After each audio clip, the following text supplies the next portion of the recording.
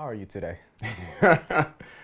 I'm ecstatic. I'm stupendous. I'm fantastic, man. Braves won. Um, my children are healthy. It's 21 degrees right now. It's a beautiful day. I'm here. I'm alive. So yeah, I'm glad to be here on camera with you. Awesome, man. Give me that short introduction about, Yeah. who you are. All right. All right. So my name is Maurice Shelton.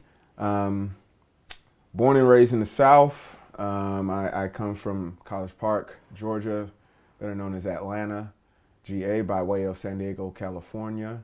I moved to Japan about 11 years ago for the first time. I moved back to America, to San Diego, a few years back, and I just recently came back to Japan about 3.5 years ago, almost 4 years ago. I'm a teacher, educator, coach. I'm a father, so I'm really excited to see what this project has in store when it gets released, because this is my first leading role in anything, anything over like 2 minutes. So, yoroshiku onegaishimasu. So what was the experience like to work on this film? Yeah, so it was a roller coaster, man. I was excited, like I said, to be the leading person, the principal role, for once, not just like the foreign talent like I have been in the past here in Japan. So just being on set and actually taking in everything and actually learning while I was actually doing was really cool, and getting to meet some talented people. Some down to earth people. I met some people, present company included. I'm like, oh, these people are trying to make it, trying to do something with their time and energy like I am. So it felt good. Obviously, there were some things to be desired in terms of like the timing. We had to shut down for a little bit, but that's life. Things happen. So yeah, I want to say I'm still impatient. I'm really anxious to see what's going to happen after we release it, and then get reactions from the community at large. So, but overall, wouldn't change it for the world. It's an experience that's going to go into the memoirs. Okay, so I got like two questions off of what you were just talking about. One of them was like the shutdown, everything that was happening. So we essentially started filming this like right in the middle of the pandemic. Japan was off and on with its state of emergency. But after our first round of shooting, it went into essentially full lockdown up until this month. So how was that like during COVID, Corona crisis time? Well, for me, like I said before, I'm an educator, so my income comes from companies and schools. I teach English. I also teach fitness, how to be a healthy person. So a lot of the places that I worked at shut down. I lost a lot of income over the past, it's going on like month 19, month 20 now. It's almost 2 years now. So luckily, because I don't ever put my eggs in one basket, my day-to-day life didn't get affected too greatly in terms of my routine with my family and what I'm trying to do, just from day to day. But for example, like if I wanted to take my kids to a restaurant, we couldn't go to certain places at a certain time, or we couldn't travel like we normally do. We have a tradition of like going at least one or two places a year. Couldn't do that easily. Even if I wanted to go back to America to like see my family, or just to like visit, a tourist destination, wasn't possible. And then you have the whole rollout of like the vaccine and how people are reacting to it. Yeah, it was a little tough. For me, like one big change that I had experienced over these past 2 years is I stopped taking public transportation as much. I started riding my motorbike around much more. So that kind of increased my visibility around town to like people that aren't necessarily friendly to people looking like me here. And I'm talking talking about the police. My whitey son. So I had much more I want to say above average like rates of like interactions with the police, because I was on my bike and, you know, people were checking, you know, like, oh, like foreigners, like they're, you know, you see it in the media, like, oh, the foreigners are the cause of like the COVID-19 outbreaks, or these people right here over there. It's not us, the locals. It's these fools over here. So I definitely got checked to see if I was legit a few times, like more often than like usual. And then also like in terms of trying to find work, you know, like the state of working changed for many people that usually work in the office, now working from home. I might be in a minority when I say this, but it was almost a blessing in disguise, because it opened up some avenues for me to actually explore opportunities like this right here, this film project, as well as other things on film, where I didn't have to like spend maybe 3 to 4 hours each day traveling to this work site or that work site. I could work from home and then devote those 3 or 4 hours to doing something that I actually felt passionate about. So it was obviously, you know, the curse is terrible. You know, I think they just passed the 5 million mark worldwide for COVID deaths yesterday. So, you know, it sucks. You know, I had family members pass away from complications related to COVID-19, and, you know, also having other family members, you know, close to me being infected, you know, and them having to change their whole lifestyle, and then having to worry about another thing that threatens their mortality is just, it's terrible. So hopefully we come out of it. But I think there's always sunshine after the rain. Yeah, that's what they say, right? And I tried my best during this time to find the silver lining in the cloud, you know, and that was this one of the silver linings was finding this film project and trying to stay active, trying to be creative, trying to just trying to execute things while, you know, the world is doing what it does, you know, especially in my home, like in America, it's wild. It's wild. So what was it like to play this lead role? At sometimes it was a little emotionally draining, because I'm a father. Like I said, I'm a father of 5. I'm a stepfather as well. So there are a lot of emotions that come with separation and abandonment, or like sense of duty, or just being a wild spirit and not caring about anybody else, you know, just doing what you're going to do because your life is your life and yours alone.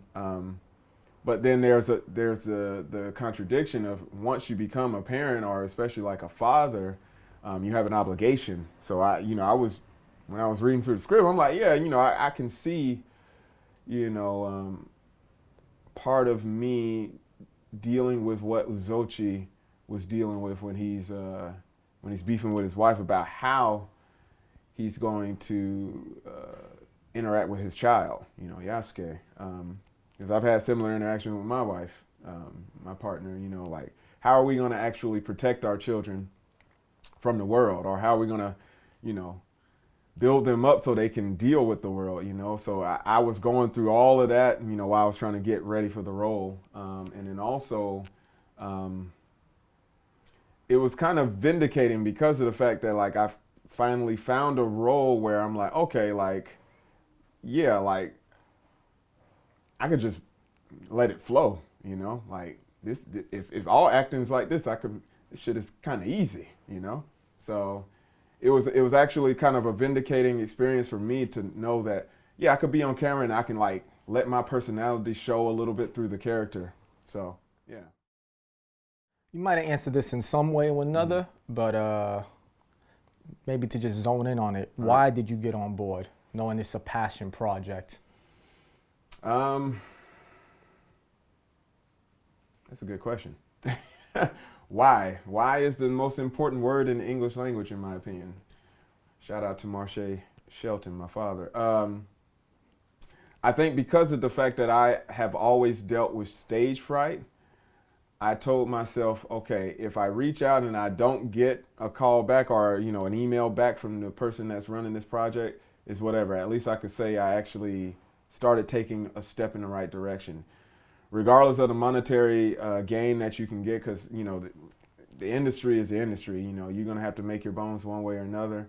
I thought that it would be a good opportunity for me to prove to myself that I could actually act, because I've seen some of my colleagues and even some of my old friends. I'm like, yeah, like I've had people in the past tell me, yeah, Maurice, you should be on camera, man, or you should be on stage. You should be doing something because you have something. And self-deprecating Maurice inside me, that voice is saying, nah, man, like you look silly, man. You got like a list for this, you medium ugly, man. Like, you don't need to be on camera. You're not Hollywood. You're not this, you're not that. It's like, no, like this is part of a larger project of self-actualization where I say, okay, I'm out here in Japan. I know I'm a unique individual amongst many other unique individuals, not just because of the fact that I'm just me. It's the fact that I appear a certain way. And it would behoove me to try to maximize the potential that I have as much as I can, because one thing I realized as I'm growing up, like most people don't really give a shit about you, man. You can fall flat on your face and then the world's gonna keep turning. People are gonna move on. You can get clowned. People can make fun of you. Not everybody's gonna be happy with you when you go and try to do what you want to do. So I figured, like, if I actually got onto this project and it's a complete disaster, hey, at least it's another story that I say, yay, I got some practice under my belt, and for the next opportunity, maybe I have that feather in my cap to say, you know what, I have the confidence to be on camera to flow, and then the opportunities will flow my way if I keep flowing myself. So Okay. You said something about stage fright, and I'm just curious about the aspects of what give you stage fright, knowing that you've been in a cage, a ring, you fought grown men, and fighting could be like arguably the scariest thing. So what is it about being on stage that is either equal to that or supersedes that in some aspects? Well, I think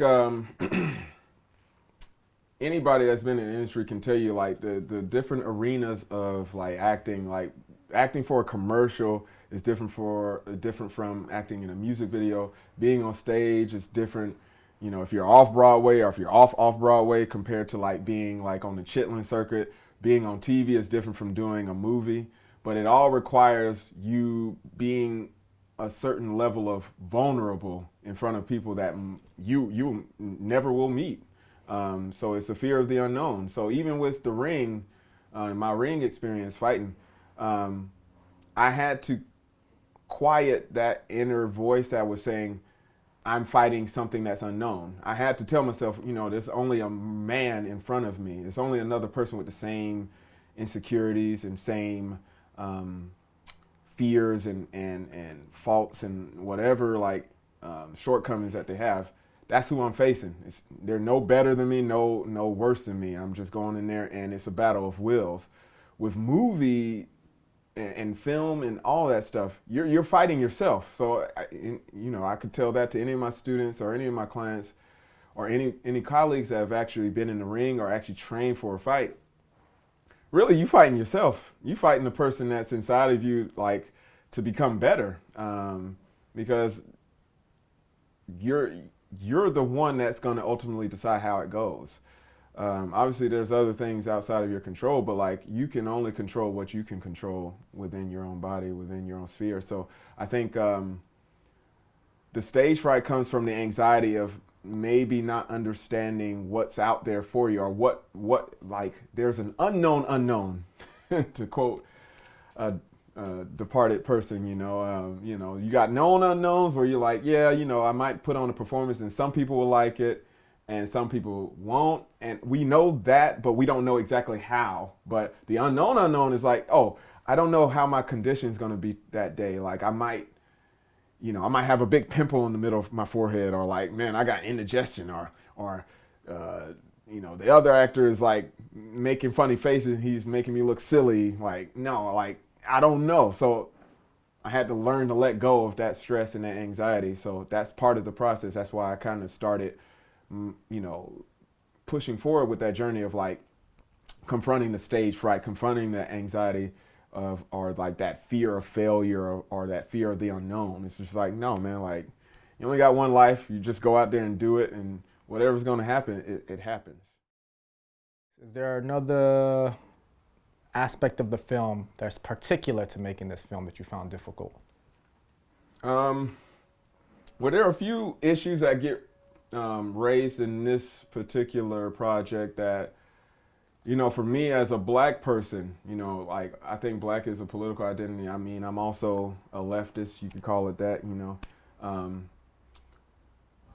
When we talk about identity, you know, like they touch on like, okay, you know, there's, you know, being black is not a monolith. So you have characters that are from all, you know, different parts of the world, but they all identify in a different way when it comes to blackness. And then you have the aspect of fatherhood. And what does that mean in today's world? In 21st century, what does being a father mean? You know, because being a father meant something a little bit different to someone 100 years ago than it does now, you know?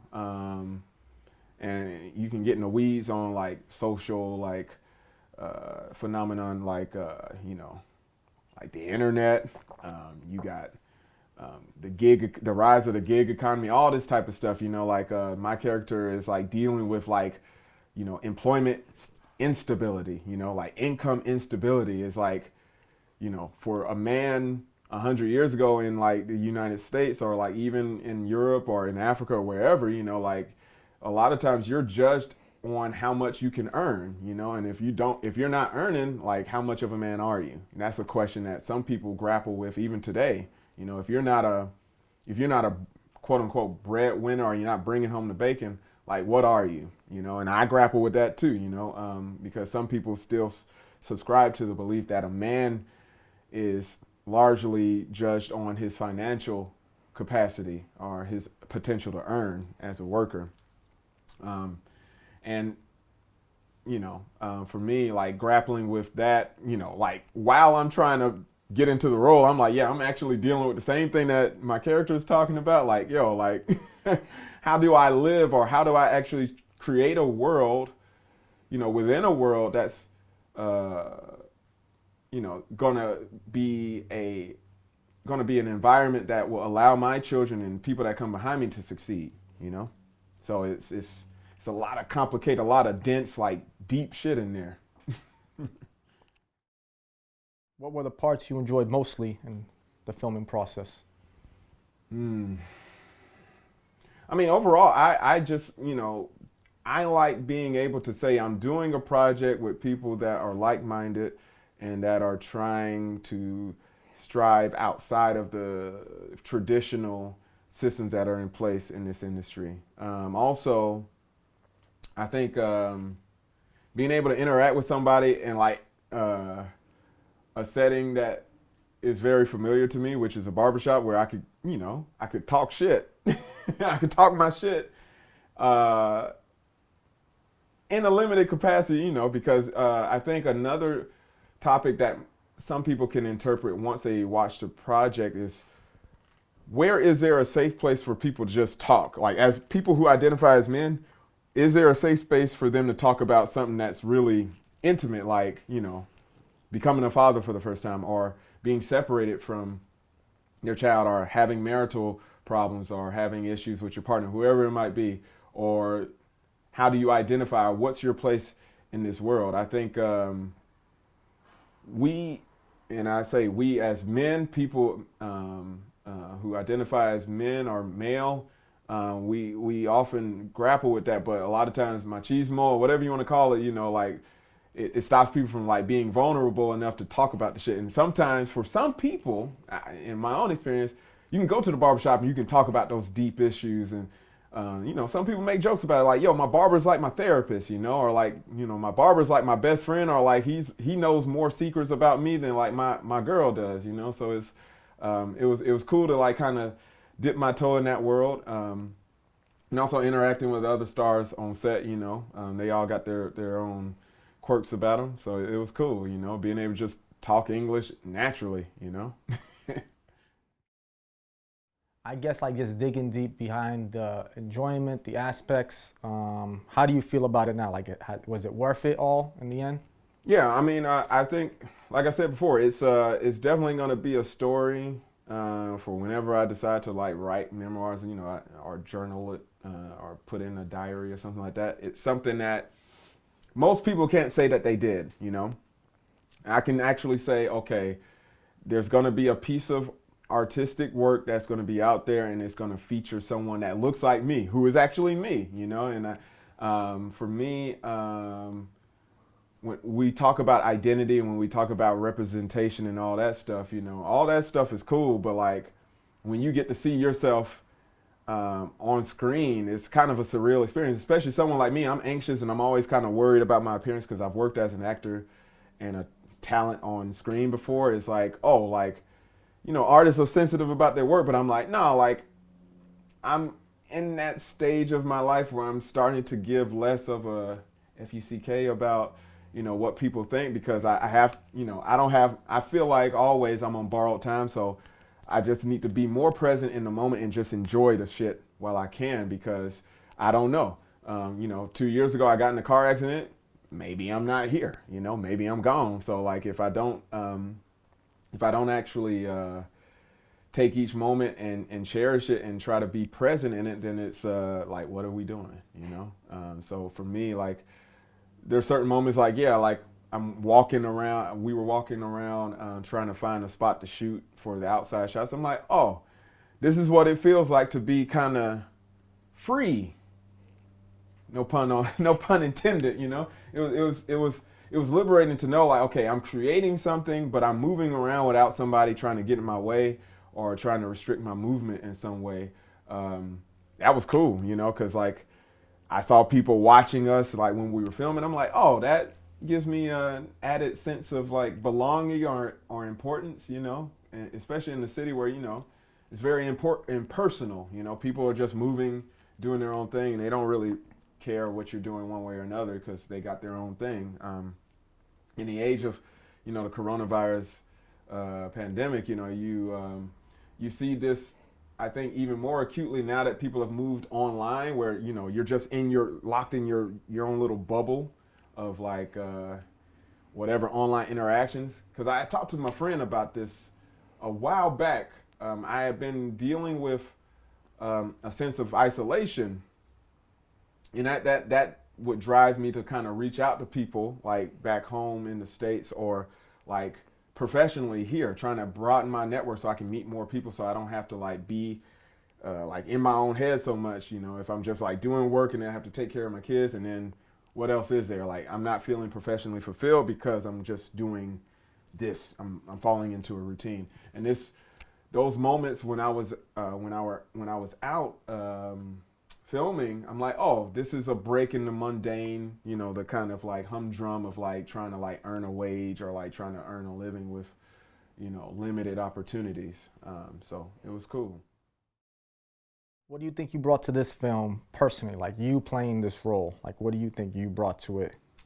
So the funny thing is, like, when people try to pick out or peg me or like put me in a box of like where I'm from, like geographically, they're like, oh, you. Sometimes with my clients, the Japanese, they're like, oh, you sound like you're from New York, or I'm from some big city that's not the South. And I think, I'm like I don't want to call myself an amateur historian. I like to operate outside the academy when it comes to history. But I've done a lot of historical research on like the relationship of the military and black identity, or like the identity of African Americanism, or whatever you want to call it. So like I've met a lot of foreigners here that happen to be American and also from the South.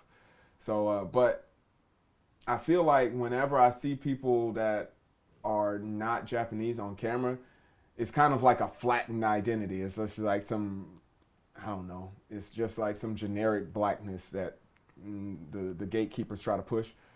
And what I tried to bring to the character was like, yeah, I'm from the South, And obviously we could tailor it, to me, because the character is based off of somebody else who's actually from New York City. But like I'm familiar with New York culture enough where I'm like, yeah, I know how they do and I can mimic that. But like I'm from the South, and like the landscape has changed in terms of like what's commodifiable, like hip hop culture. Like some people could arguably say like Atlanta's like the center right now of like hip hop culture or like even black culture. You got a lot of people that are like creating and doing a lot of stuff that affects even Japan right now. You can't get away from American culture, and if you can't get away from American culture, that means you can't get away from Southern culture by extension. If you can't get away from Southern culture, that means you can't get away from Atlanta, because Atlanta's been a hub of like transportation, of like culture, of food, all that shit. So I think I tried to as much as I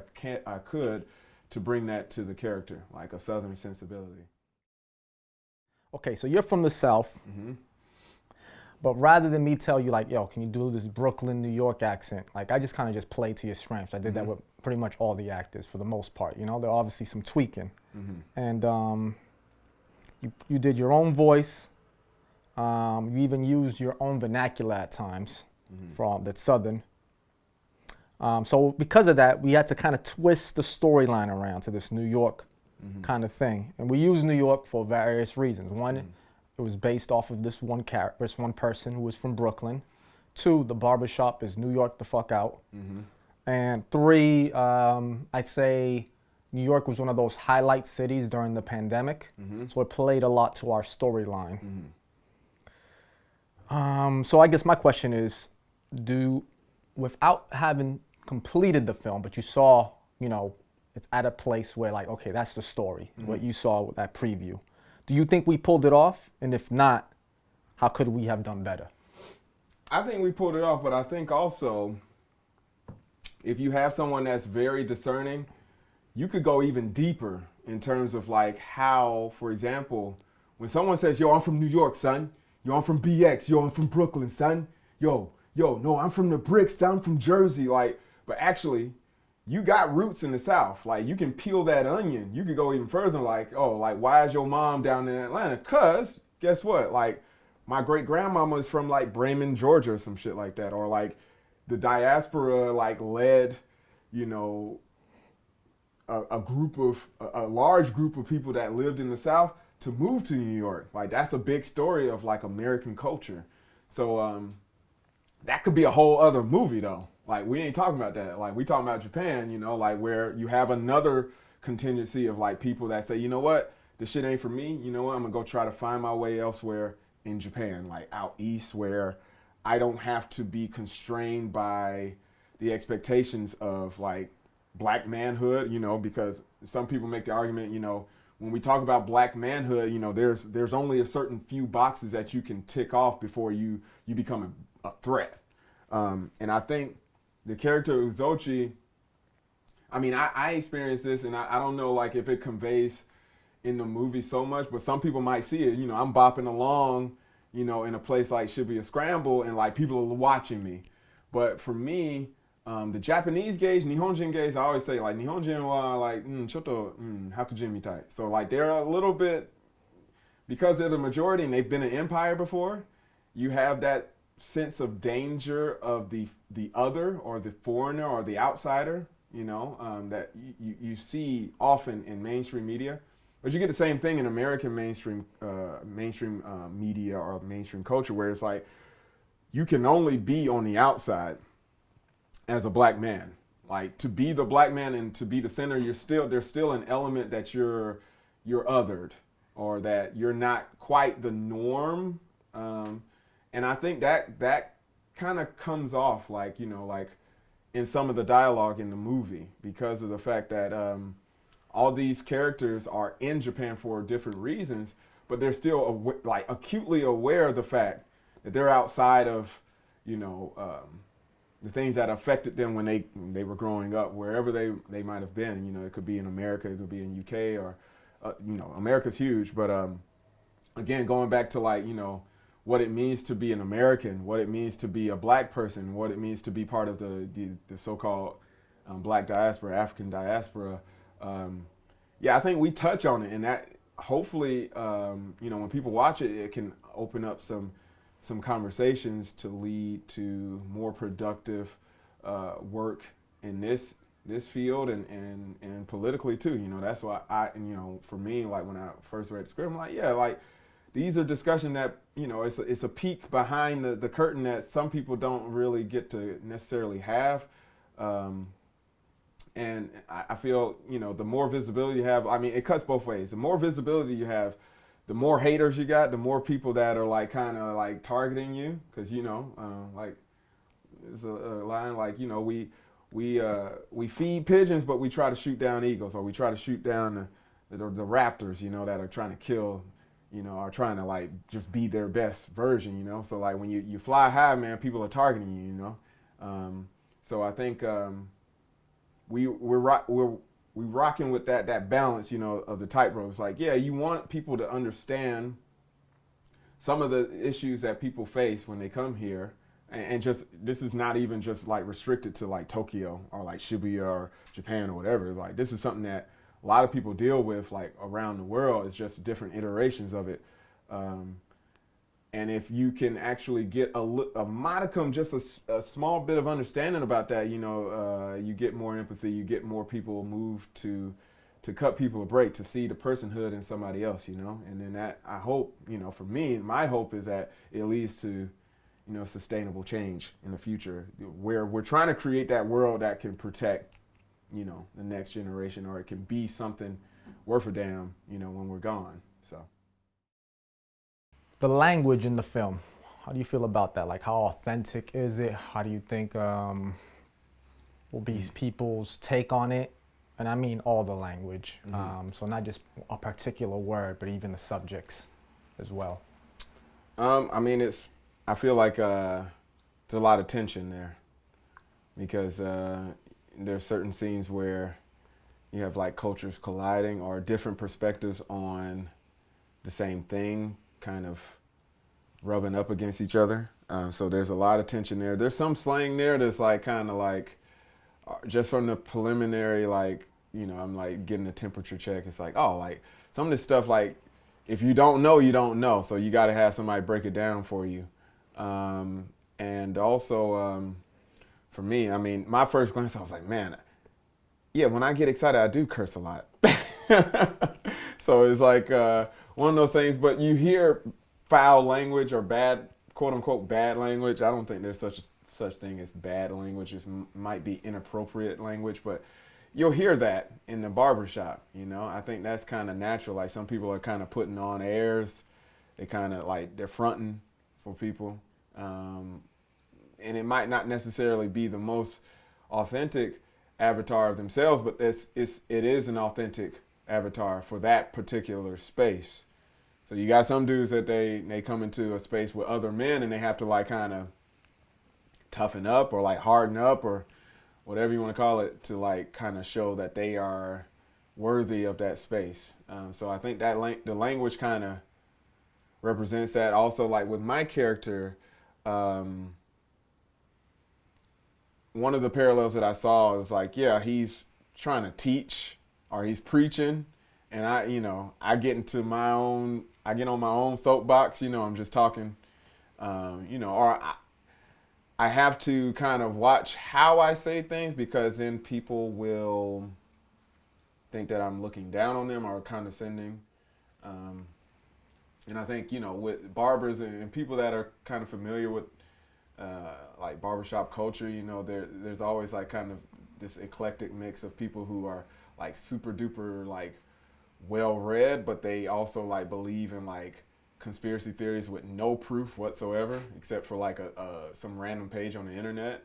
You have those combinations of people like floating around, but they can lecture you all day about like something super obscure, like the kingdom of Dahomey or something like that, or like why is it that Hillary Clinton is actually like a cyborg alien from space or some shit like that, So there's a lot of tension there, like I think with the character that I portrayed, where you can always tell that he got a lot more to say, but he's just gonna cut it short, because you can get misunderstood if you say too much. How do you think a Japanese audience would relate to this if they were to watch it? I I mean, think well, one of the hurdles that you always have to face when you are trying to appeal to a quote unquote foreign audience is what's the where's the point of commonality? Like, is there any parallel place that you could find in, I guess, typical Japanese culture that is like this particular space? If not, then there's definitely something in the human condition that you can find within the dialogue or the characters themselves that people can relate to if you do a good enough job of interpreting the language that might not be so readily accessible to them. So like the slang that I use, um, or some of the other characters use, might be a concept that's like if you try to translate it word for word does not make sense at all. But if you interpret it, it's like it's pretty much the same thing that you can find in any other language. So I think if you find a Japanese viewer that's already interested like in American culture or like black culture or like they call black music over here, yeah, you already got them because you got someone that looks like me. Not to toot my own horn, but I'm black. I'm like unmistakably, I'm like unquestionably black. So it's a hook, line, and sinker, especially I think for a younger demographic that might be a little bit more outwardly facing or more globally minded. And you see that more and more. Like I think because of the fact that the internet has made the world smaller, you often hear people talk about like Japanese people or Japanese culture being like kind of behind or like more conservative. But I think there's a pushback against that sentiment over the past like I want to say I've been here since the first time I came was 2010, and you started to see it right around that time like yeah, like there's no reason why we should be doing things this way only because you can see easily how other people are doing in all parts of the world now, because we have the internet. It's not so foreign or such an alien idea to do things a certain way or to think a certain way. Obviously there's still like older people that are going to be set in their ways, but I feel like there's a silent majority of people who are definitely. I mean, there's definitely a demographic of people out there in Japan who enjoy Kaigai drama. They just like it, or they're aiming to do, or they always think back to when they did the Wahali in like New Zealand or Australia, or when they were hanging out with their friends in Canada or the United States, Hawaii, New York, San Francisco, wherever it is. Like there's always those people that kind of looking outward, and kind of finding ways to entertain themselves with that those memories of those experiences. So we got it. It's something there. how was it to work with the other actors on this film? It was cool. Like I said, like they're both the two main, the two leads. They are characters on themselves, like in real life. So we all have dealt with similar challenges that I think because we come from different parts of the world, we approach in a different way, and we all have different backgrounds, but at the end of the day, ultimately, we are foreigners in a foreign land, and we have to deal with the realities that are set in front of us. So I think, yeah, like one, Jude, Atticus Evans from Nottingham.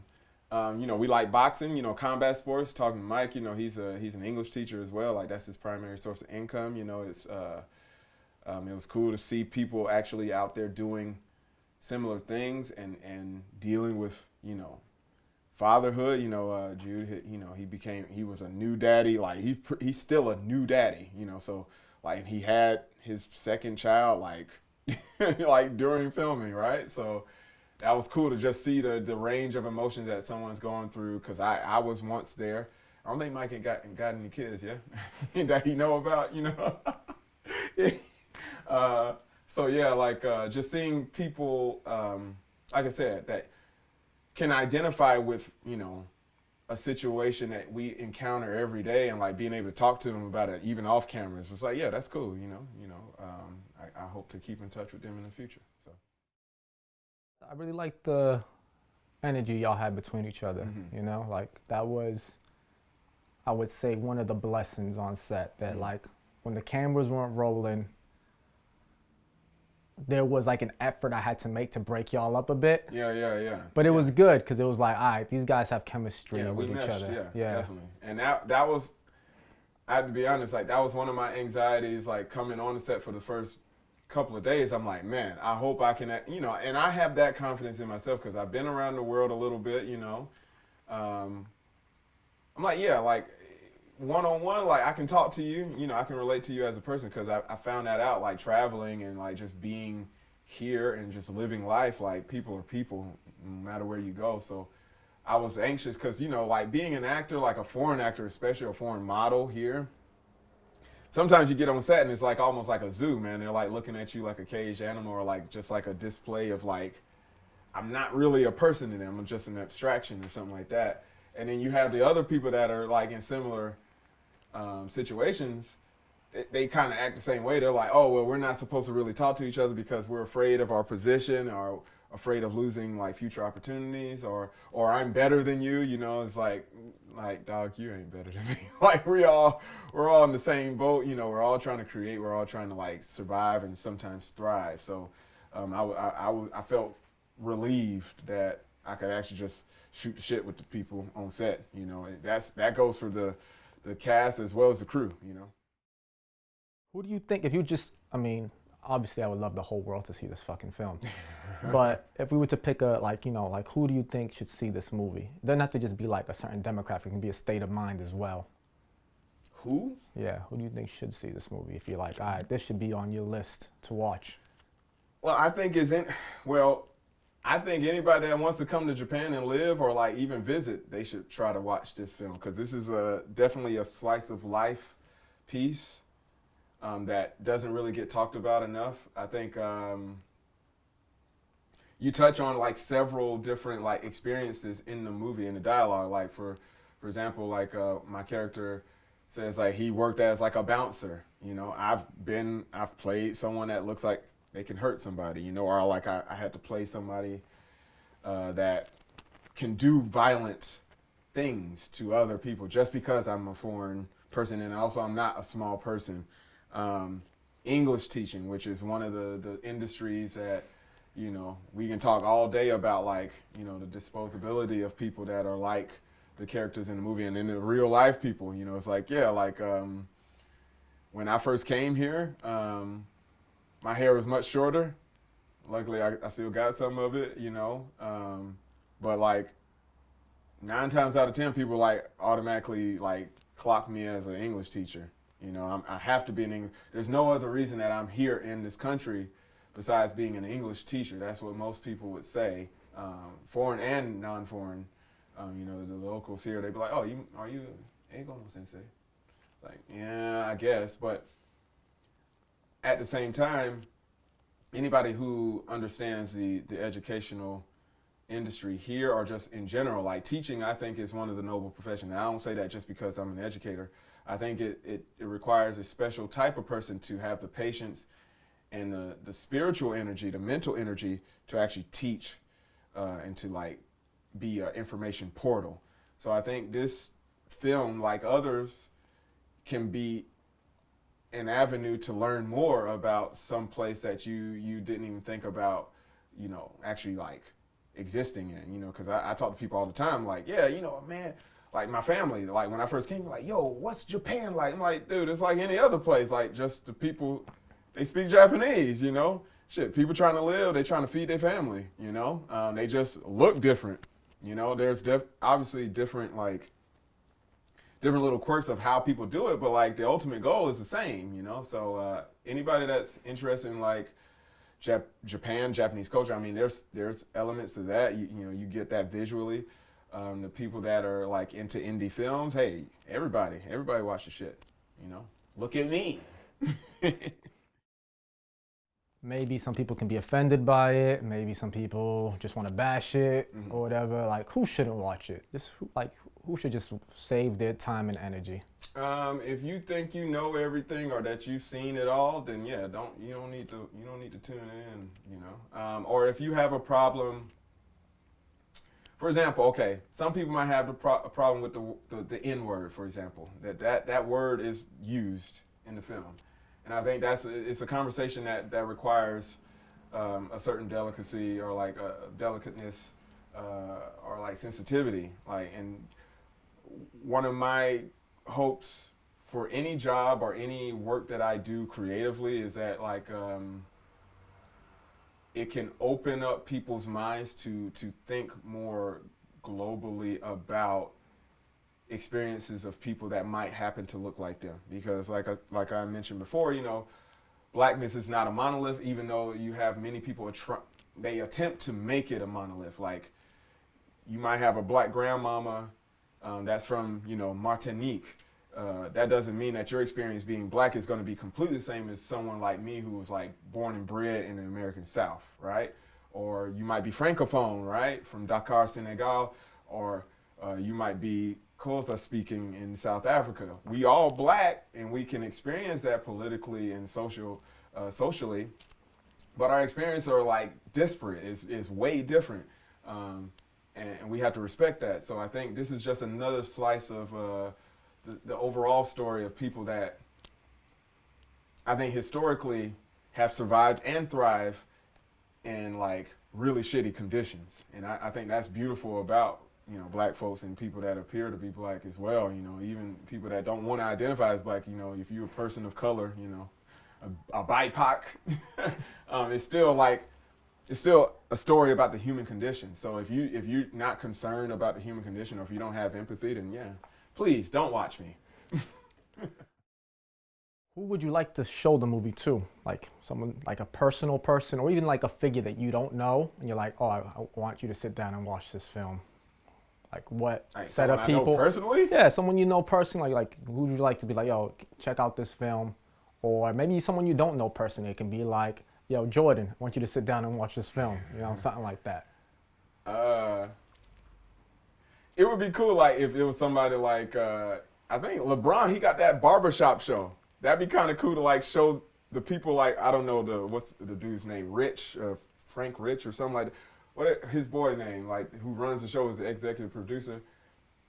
Because they had like the round table discussion like that. It's like kind of like what we were doing in this film. Is like, yeah, you know, there's different takes on many topics that hit close to home for any black person, especially black man, and then also a black father. You know, if you go even more narrow, like a black father that's dealing with like, you know, alienation within his own community or away from his community. You know, I think celebrities, someone like a LeBron James, you know, once you reach a certain echelon, it's like, oh, like some people might forget that you black or that you're a black male, but it's like, no, like the very notion of like the movie industry or like capitalism in general is like built off of like people that look like us, you know? I mean, my experience with this film and other surrounding projects, and just in work in general, like whenever I get like a call for like for modeling or acting, like, you know, as the foreigner, I'm like, no, like a lot of the stuff, like a lot of the stuff that makes this shit go, like the engine for a lot of like entertainment is like the black man, you know. Like some people don't like to talk about it, but it's like, no, like that shit emanates from people that the image of like a black man, especially a hyper masculine one, is like, it's undeniable. It's kind of like what we were talking about earlier, like, you know, I fucking hate Larry Bird, like when I was growing up, and I can hate on the Patriots, but like you can't deny, like someone like Tom Brady, he might be reprehensibly like a shitty person, but guess what? He's fucking good. So I can't deny it. The same thing with any, like, you can talk about any leading man or like a black person. Yeah, shit is good. Like, and you keep coming back to it for a reason. So like anybody that understands that without saying it, like if you know, you know, like that's who I would want to like see it. Like outside of like my family and like acquaintances and friends and like old friends and people that ain't my friends, frenemies too. Want my frenemies to see the shit, you know. If you got haters, that means you just got people that just want to be around you, you know, but they don't know how to show it, you know. So, yeah, LeBron James. Is there an actor that inspires you um, as you were doing this film or got you into acting? Whichever one comes first in terms of answers. First name that comes to mind, I had talked to Johan about this, Paul Robeson. For me, one of the reasons why I was hesitant to like become a little bit more public facing is that I mentioned before, when you have a spotlight on you, you have more eyes on you, but you also have those eyes directing hearts to maybe do harm. It cuts both ways. You can have adulation and admiration, but you can also have hate and malice and ridicule. That's the beauty and the pain of being an actor or someone who is an artist that's facing the public. Because even in this day and age, we got social media. We have like 24/7 like access to people that we know and love through the screen, whether it's our mobile phones or like the silver screen or whatever you want to, however you consume media. So for me, like a figure like Paul Robeson, who actually gave up a lot of his livelihood because of his beliefs, like inspired me just in general, like as someone who operated in that academy. I try academia, and I'm still like always researching, always reading, trying to better myself like intellectually. But at the same time, I realize that there's a need for entertainment, and like for some people that inspires them. So like you have sports figures that inspire people to do stuff. Like a Muhammad Ali, for example, a Jack Johnson, for example. Muhammad Ali tried to act. He can't act, but he was great in his, in his field, which was fighting in boxing. But he's also someone who has strength of spirit, a strength of will that you don't find too often when people get in front of the lights. It's always, for some actors, they're always on. And then, again, going back to Robeson, you had many figures that looked up to him that kind of led to arguably more societal change. But like some people would say, you don't have a Malcolm X, you don't have Martin Luther King without a figure like Paul Robeson, who was kind of agitating, but he was using his platform to like bring awareness to people that was restricted from them or like prevented from like getting to them. Yeah, Paul Robeson. Who else? Like modern day, I like. I love Denzel Washington. He's a leading man. Even I have some problems with his roles. He's playing cops all the time. But he's a great actor. Someone like recently who passed, Chadwick Boseman. He is an inspiring story. Like despite his ailment, he was dealing with cancer. And for me, that's always a scary. I'm always dealing with like the aspect of like my limited, time here. He was giving a role that, inspired a lot of people to like just be creative or to actually, just be free in terms of like how they express themselves, like dressing up like Wakandans or like just being able to go out with their friends and playing dress up for one night, that was on his back. Some people say Michael B. Jordan did a good job. Yeah, he's okay actor too, but Chad, like he had been dealing with cancer for a long time. Like he was on set, like he's like training jujitsu and like doing stunt scenes, like and he has like stage 3, stage 4 cancer. That's ridiculous, like that's wild. Like, but that's like, whoa, I wish I could be dedicated to the craft like that. Shout out to my friend Equiano Mosieri, better known as Chuck Wuma. Mosieri, he's an actor based in New York, but he's a British Nigerian American, I guess you could say. He puts a lot of work into his craft as well. I watch him growing up as a young man, I hope I could be half the actor he is, because he was one of the people that told me I could do it.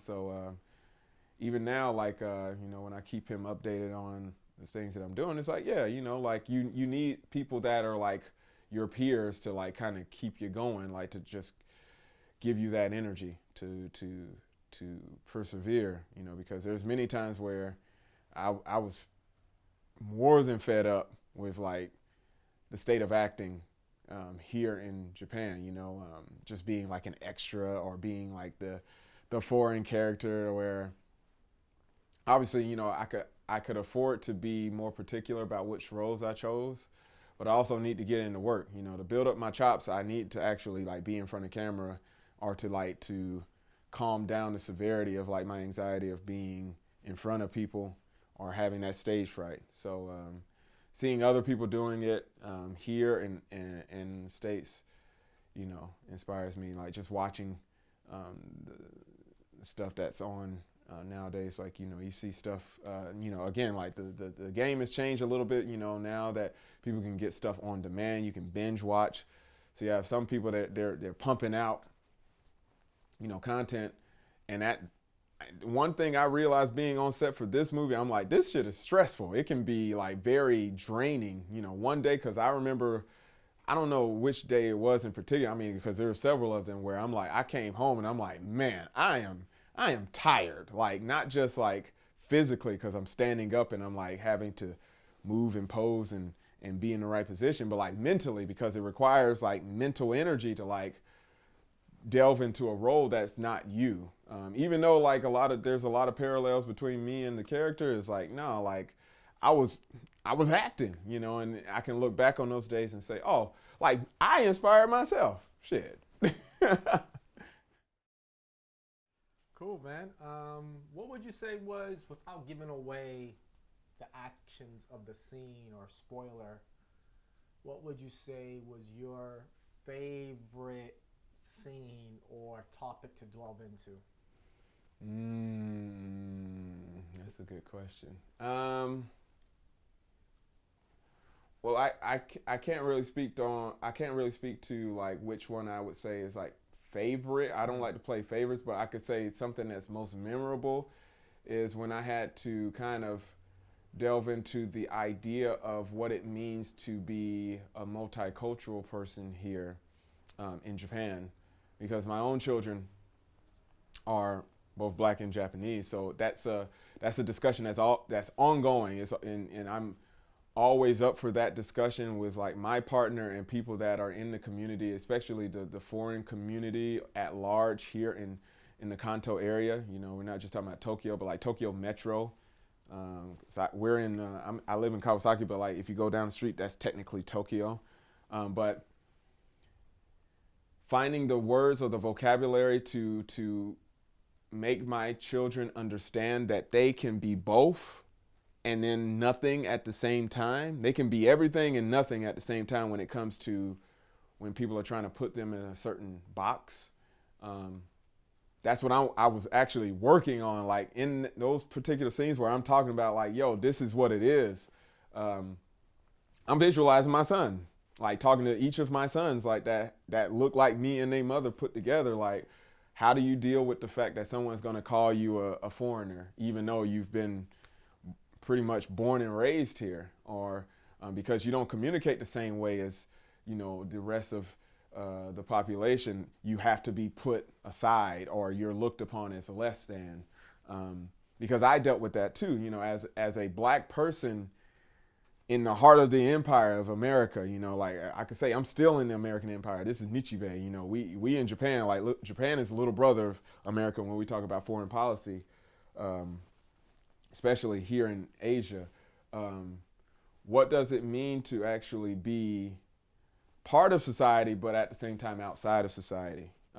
Because for me, there's a line, I don't want to give it away because it's kind of it hits, where one of the characters is talking about belonging in their home country, and like that's something that we face acutely every day. Is like when we talk about the violence in the streets, state perpetrated violence against people that are historically marginalized. Well, if I'm an American and you treat me this way, well, what does it mean to be an American? If I'm going to be a victim of like just arbitrary violence by some police officer or some agent of the state just because I look different from like a Tom Brady or a Tom Cruise or whatever. I don't appear to be the person that belongs. I'm other, so that means I'm subject to, you know, just random ass violence, and it could be from people that look like me, or it could be people that look like me with a uniform on. It could be people that don't look like me. But at the end of the day, like, how much does my life matter, and how do I gather those words to make it palatable and age appropriate for my children, to like let them know like this is what it is, you know. So that those scenes when I had to actually like think about, I had to pull that string and think about, okay, well, how would I break that down to my kids when I sit them down and have that quote unquote talk, you know. It was definitely memorable for me.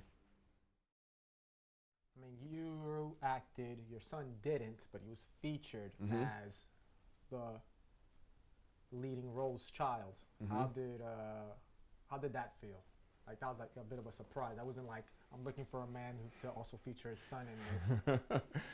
I mean, I think it goes without saying. I mean, anybody that watches this, or anybody that will see this and knows me, knows I've stated for the camera, you know, like anything that I do, and I think this might be a parallel for my character as well. Anything that I do, in any way that I act, is for the sake of the next generation. And obviously that goes even 1,000 times over from the people that are issued from my loins, my fruit, you know. Like, when you asked before, like, what motivated you to do this project, or like to be an actor or whatever, I'm like, man, like financially, I'm like, yo, like if I could get famous, like I don't need the fame. Like, I would like income streams, you know, because you got to live. I want to make sure my sons eat. So they motivate me to get up in the morning. If you had met me 15, 20 years ago, and I'm like a single man, you know, just out there like, you know, playing around in the streets, I'm like, well, you know, like I can neglect myself because I think I'll be okay, you know. But like here, I know I got right now, like with me physically, 3 people that cannot protect themselves. So seeing his face on set, I'm like, yeah, that gave me that extra oomph. Like, especially there's times where we're like sweating, we didn't have the AC on. I'm like, man, I'm tired of shit. Like, damn. All right, there he go right there, man. Big brother Malcolm is right there watching, you know, and I'm doing it for him, you know, and it'll be a cool story to share with him because he's actually featured in this project. It kept me going, no doubt, because of the fact that him and his brothers are the inspiration for whatever, like for me getting up in the morning. They're my ikigai, you know. They're the like raison d'être, you know, the reason why I can sustain a lot of bullshit from like other industries, or like, you know, even, you know, just straight up like dishonesty or abuse, you know, like as a worker. Like I'm a worker, like first and foremost, you know. If we talking about class analysis, I'm a worker, man.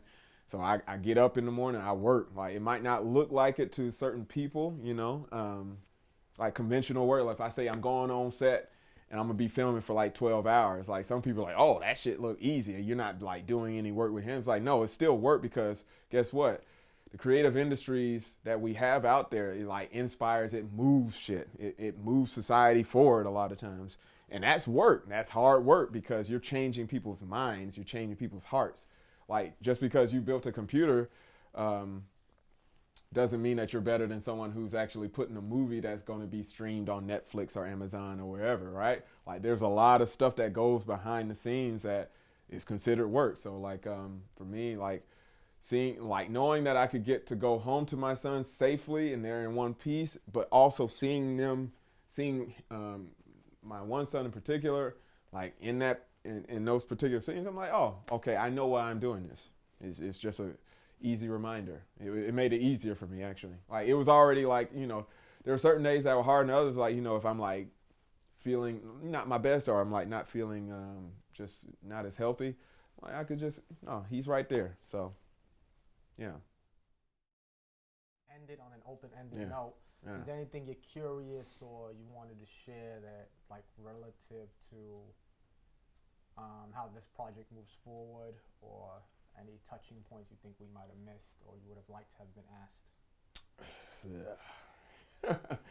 I don't know, man. Like, shit. Like, I hope that people that actually watch this project, they have more questions than they had before they went in. So, like I said, like I'm always for curiosity and like personal development, professional development. So hopefully that this project, when they see it and they consume it and they sit with it for a little bit, that it will allow them to like show empathy, that it will allow them to ask more questions and to even question their own place in, like, especially I know like in entertainment industry insiders will watch this probably first if we're like doing screeners and all that. Like question your idea of what it means to be black, or what are the ideas surrounding blackness, especially within the entertainment industry, when we talk about commodifying identity, when we talk about commodifying like manhood, when we talk about commodifying like fatherhood.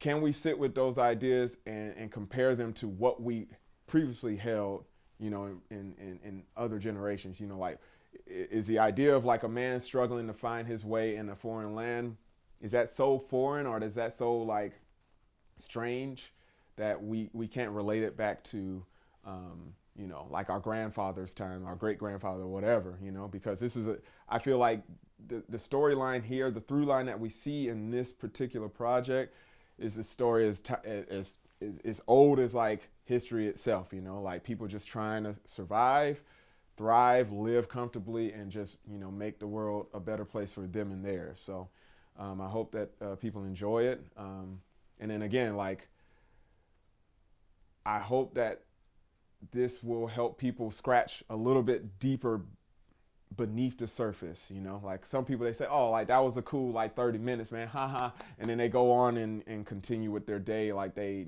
normally do. It's like, no, I want you to stop, sit and think about what you consume and like how it can make you better, or how it can make you a little bit more empathetic, or even more creative or more artistic. There's a lot of points in there that we touch on that like can be like explored further, and I hope maybe in the future, we could do another project where it kind of like goes even more into like, the intricacies of like what it means to be like black in Japan, for example, or what does it mean to be like Afro-Latino, or Afro-Latina, or whatever, or like, manhood, sexuality, all that stuff, man, it's all there. So